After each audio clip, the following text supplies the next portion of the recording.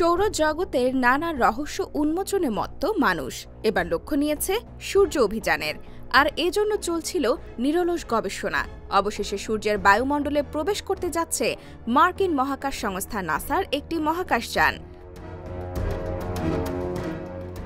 বলা হচ্ছে, নাসার তৈরি পার্কার সোলার প্রোব মহাকাশযানকে সূর্যের সবচেয়ে কাছাকাছি পৌঁছানোর মিশনে পাঠিয়েছে।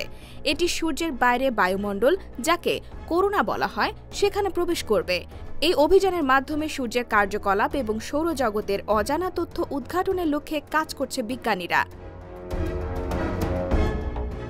এই মিশনে পার্কার সোলার প্রোবকে চরম উচ্চমাত্রা এবং ভয়াবহ বিকিরণের মুখোমুখি হতে হবে।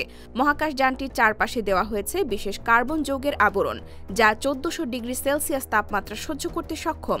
তবে অভিযান চলাকালে কয়েকদিন ধরে এটি পৃথিবীর নিয়ন্ত্রণ কক্ষের সঙ্গে যোগাযোগ বিচ্ছিন্ন রয়েছে। 27 ডিসেম্বরের দিকে বিজ্ঞানীরা এর থেকে সংকেত পাওয়ার অপেক্ষায় রয়েছেন। এটি টিকে আছে কিনা তা ওই সংকেতের মাধ্যমেই জানা যাবে। 2018 সালে উৎক্ষেপিত পার্কার সোলার প্রোবের আগে 21 বার সূর্যকে প্রদক্ষিণ করেছে। এবার এটি সূর্যের পৃষ্ঠ থেকে মাত্র 38 লাখ মাইল দূরত্বে গিয়ে নতুন রেকর্ড গড়তে চলেছে। ঘণ্টায় 4,30,000 মাইল গতিতে চলতে সক্ষম মহাকাশযানটি এখন পর্যন্ত তৈরি করা মানবসৃষ্ট যে কোনো বস্তুর তুলনায় দ্রুতগামী।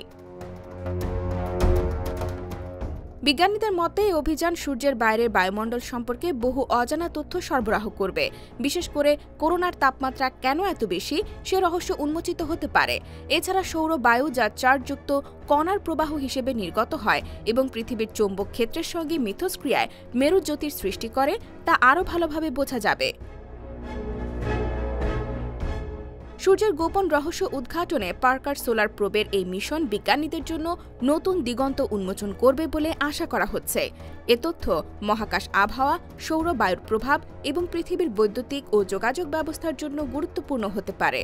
ওয়েলসের 5th স্টার ল্যাবসের মহাকাশ গবেষক জেনিফার মিলার জানান, সূর্য ও এর কার্যকলাপ বুঝতে পারা পৃথিবীর যোগাযোগ ব্যবস্থা এবং দৈনন্দিন জীবনের জন্য অত্যন্ত গুরুত্বপূর্ণ। IBTV USA, New York।